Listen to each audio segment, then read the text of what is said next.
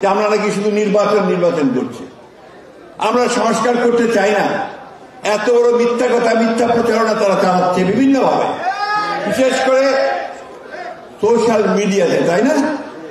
কয়েকজন মানুষ, গুটিকতক মানুষ তারা টার্গেট করেছে বিএনপিকে, মিথ্যা প্রচারণা অপপ্রচার করে বিএনপিকে হেয় প্রতিপন্ন করতে চায়। কারণ বিএনপি হচ্ছে সেই দল যারা এই দেশের স্বাধীনতা সার্বভৌমত্বকে রক্ষা করেছে অতীতে, এখনো করবে। এই দেশের স্বাধীনতা তো নিয়ে এসেছে বিএনপির প্রতিষ্ঠাতা শহীদ প্রেসিডেন্ট জিয়াউর রহমান। গণতন্ত্রের সূচনা করেছেন শহীদ প্রেসিডেন্ট জিয়াউর রহমান। দেশের বেগম খালেদা জিয়া দীর্ঘ 9 বছর সংগ্রাম করেছেন এই গণতন্ত্রের জন্য, আর নির্বাসিত হয়ে তারেক রহমান সাহেব আজকে সেই গণতন্ত্রের জন্য সংগ্রাম করেছেন।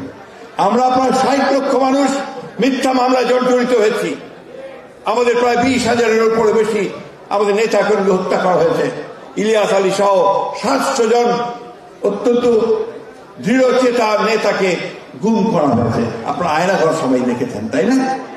এই আয়নাঘরে দেখুন আমাদের কত ছেলেকে ধরে নিয়ে গেছে আয়নাঘরে, গুম হয়েছে কতজন, তার মধ্যে দেখবেন 90% হচ্ছে বিএনপির লোক ছিল। বন্ধুরা, আমি বক্তব্য শেষ করব আপনাদের কাছে আহ্বান জানিয়ে, আজকের এই শোকাবহ দিনে আসুন আমরা সবাই ঐক্যবদ্ধ হই।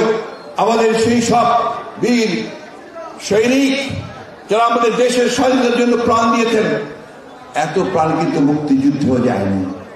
57 জন অফিসার মুক্তিযুদ্ধ শহীদ হননি, এই অত্যন্ত পরিকল্পিত ভাবে এই 27 জন চৌকস অফিসারকে হত্যা করা হয়েছে। সেই জন্য আসুন আজকে আমরা শপথ নেই যে আমরা যে কোনো মূল্যে বাংলাদেশের স্বাধীনতার সার্বভৌমত্বকে আমরা রক্ষা করব। আমরা যে কোনো মূল্যে বাংলাদেশে স্থিতিশীলতা রক্ষা করব। আমরা যে কোনো মূল্যে বাংলাদেশে গণতান্ত্রিক ব্যবস্থা ফিরিয়ে আনবো। আমরা সংগ্রাম করেছি, লড়াই করেছি, লড়াই করবো আরো।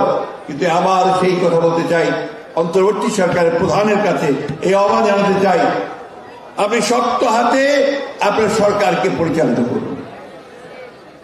এই কথা কেউ যেন না বলে যে আপনি কোনো পক্ষপাতিত্ব করছেন। আপনাকে সেটা আমি শুনতে চাই না, কারণ আপনি অনেক অত্যন্ত লব্ধ প্রতিষ্ঠিত একজন বিখ্যাত মানুষ, সারা বিশ্বে আপনার নাম আছে, সেটা রাখবেন আপনি, সেটাই আমরা আশা করি আপনার কাছ থেকে।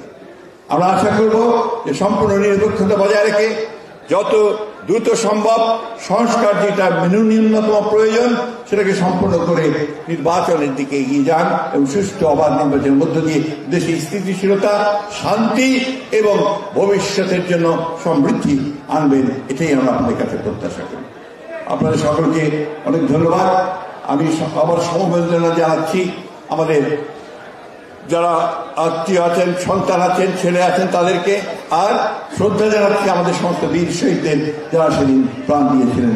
সেই সঙ্গে আমাদের আব্দুল্লাহ নোমান ভাই, যিনি একজন বীর মুক্তিযোদ্ধা ছিলেন, তার প্রতি আমি শ্রদ্ধা জানাচ্ছি। আসসালামু আলাইকুম।